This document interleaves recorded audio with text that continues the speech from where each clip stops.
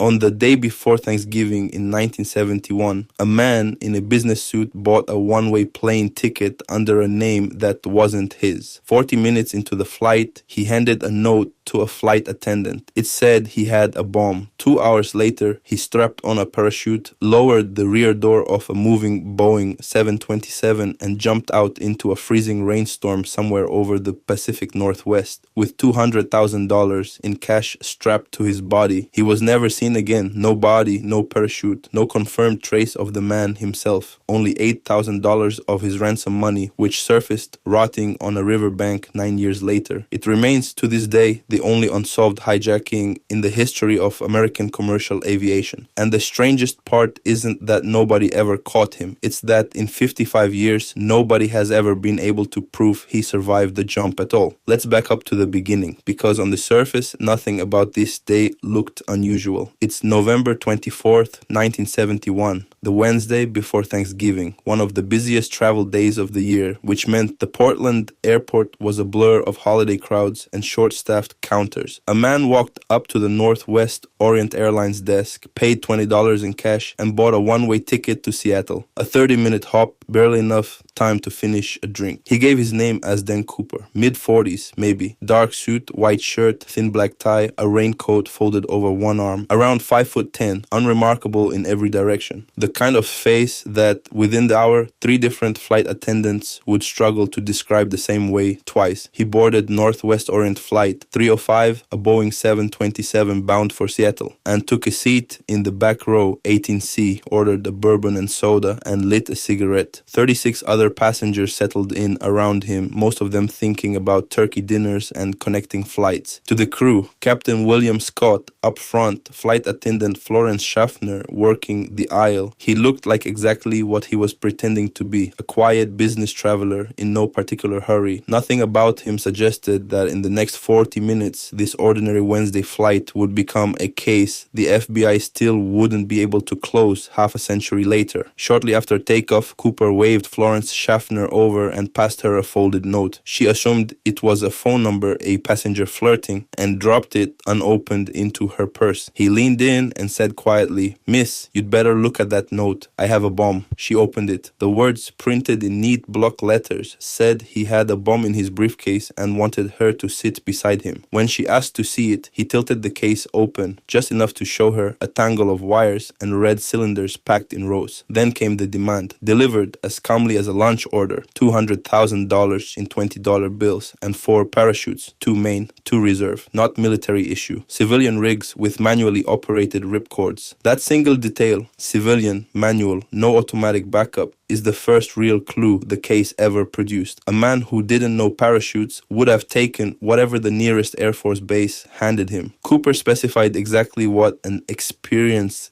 jumper would want and refused what he wouldn't need. Beyond the note, there was almost nothing to isolate. He tipped generously. He was polite to the crew. He left behind 8 cigarette butts, a black clip-on tie, and a mother-of-pearl tie clip. And for the next 38 years, that tie sat in an evidence locker as the single most examined object in the case, waiting for forensic technology good enough to read what was hiding in its fibers. Flight 305 circled Puget Sound for nearly 2 hours, while Northwest Orient scrambled to gather the ransom. Real bills, but with every serial number photographed first. Passengers were told there was a minor mechanical problem. None of them knew a bomb threat was unfolding 30,000 feet above their heads. At 5:46 p.m., the plane landed in Seattle. Cooper let all 36 passengers and 2 flight attendants walk free in exchange for a canvas bag holding $200,000 and 4 parachutes. He kept only flight attendant Tina Mucklow and a skeleton crew of 3 on board. At 7:40 p.m., on Cooper's orders, the plane took off again. Flying low, under 10,000 feet, flaps down, landing gear extended, cabin unpressurized, heading toward Mexico City with a mandatory refueling stop in Reno. It was, in other words, flying exactly the way you'd want a commercial jet to fly if your plan was to jump out of it mid-flight. Somewhere over the wilderness of southwest Washington, in the middle of a cold,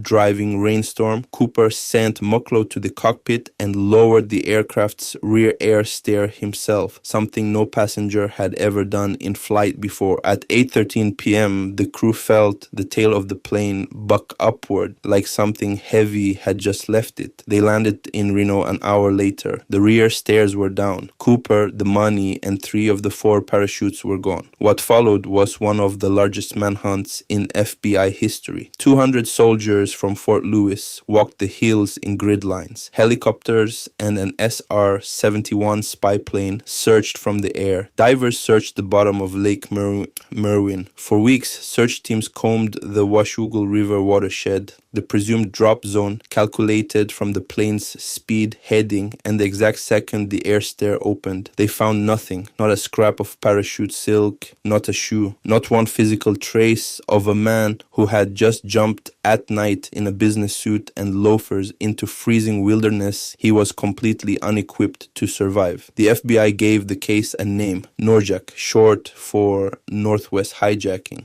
And over the following years, agents worked through more than 800 suspects. Con men confessed to being Cooper just to see their names in the paper. None of them held up. Then, on February 10th, 1980, an 8-year-old boy named Brian Ingram was digging in the sand on a Columbia River sandbar called Tena Bar, clearing a spot for a campfire when he uncovered 3 decaying packets of cash. The bills had rotted and fused together at the edges, but the serial numbers matched Cooper's ransom money exactly. $5,800 of the original $200,000 found 9 years later, 20 miles from where investigators had assumed he'd landed. It was the only piece of hard physical evidence the case would ever produce, and instead of solving anything, it deepened the mystery. The condition of the bills suggested they traveled by water, not been buried by a man on foot, which meant the drop zone theory investigators had spent a decade building might have been wrong from the start. Over the following decades, a handful of suspects came close enough to keep the case alive. Kenneth Christiansen, a Northwest Orient employee and former Army paratrooper, matched the physical description closely enough that his own brother believed it, though he never confessed before his death in 1994. Robert Rexstraw, a Vietnam veteran trained in explosives and skydiving, was investigated for decades by both the FBI and a team of amateur researchers who built a detailed forensic case around him, but he denied it until he died in 2019. Dwayne Weber told his wife on his deathbed in 1995, "I'm Dan Cooper." And years later, she found an old boarding pass stub for Flight 305 hidden inside a book on their shelf. None of it was ever enough. Every name got close enough to make headlines. Not one was ever confirmed. And DNA recovered from that clip-on tie, tested decades later, has ruled out almost every one of them. The case did leave one permanent mark, though, and it had nothing to do with catching him. Within 2 years of the hijacking, Boeing had redesigned the 727 with a mechanical latch nicknamed the Cooper vane that makes it physically impossible to lower the rear air stair while the plane is in the air. And the wave of hijackings that Cooper's case became the most famous of is a direct reason the US made metal detectors and mandatory baggage screening a permanent part of flying, starting in January 1973. Anyone who has ever taken off their shoes at airport security has, in a small way, walked through the last trace D.B. Cooper left on the world. In July 2016, after 45 years and thousands of leads, the FBI quietly announced it was suspending active investigation of the case. Not solved, not officially declared dead, just